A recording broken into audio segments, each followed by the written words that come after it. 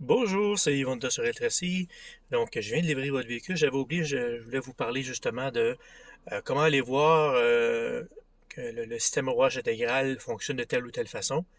En fait, c'est le même bouton que vous aviez dans la Civic. Pesez ici. Ça va changer l'écran qui est là, donc un petit coup. Puis, allez chercher avec la flèche de droite jusqu'à temps que vous voyez le petit véhicule comme ça. Cliquez sur Select. Puis ce que vous voyez là, quand vous allez rouler, vous allez voir des barres qui vont apparaître de chaque côté pour vous dire quelle roue vous fait avancer tout simplement. Fait que c'est ce que j'avais oublié de vous donner comme information. Sinon, ben, les autres informations, ça ressemble beaucoup à ce que vous aviez, l'autonomie. Celle-là, vous ne l'aviez pas, c'est pour savoir si vous êtes attentif sur la route. Il va vous avertir si jamais ça arrive après un certain temps. Sinon, les autres, ben, vous les aviez pour les entretiens.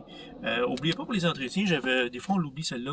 Si vous cliquez sur le petit bouton entretien, ben, il va vous dire le pourcentage. Quand il va allumer, qu'il y a une petite clé qui va allumer pour vous dire qu'il y a un entretien à faire, vous pouvez aller dans l'écran central pour avoir des informations complémentaires. Donc, par exemple, s'il vous marque, dans ce cas-ci, 0, ou s'il vous marque 7 ou 9, puis que vous voulez savoir ce que ça veut dire, allez dans l'écran central, cliquez sur le petit bouton qui est ici pour aller à Home, allez sur Réglages, sur Véhicule, puis si vous faites la flèche en bas pour aller chercher la dernière information, c'est Information d'entretien.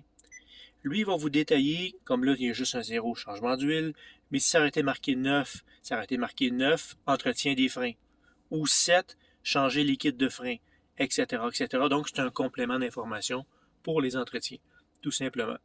Euh, Chose aussi par rapport au break à bras. Comme la Civic, si vous tirez dessus, ben ça l'active, ça vous le marque dans le tableau de bord avec le petit point qui est juste ici.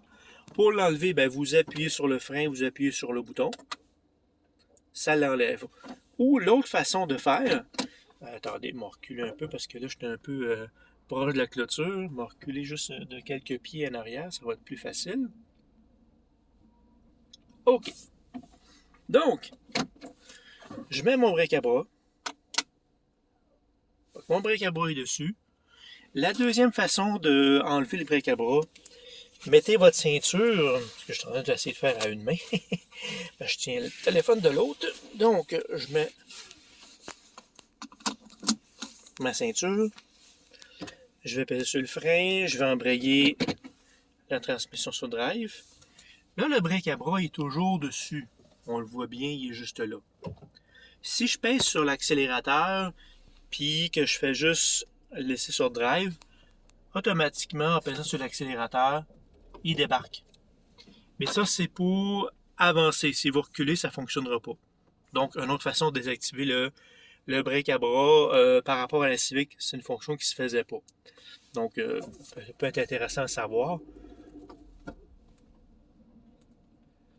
Et si vous allez dans les réglages personnalisés, vous allez voir, il y a une case qui explique comment que le break à bras pourrait s'activer automatiquement si vous voulez. Donc, exemple, vous arrivez à la maison, vous arrêtez le moteur, automatiquement, le break à bras pourrait s'activer sans même avoir à tirer dessus, si c'est une fonction qui vous intéresse.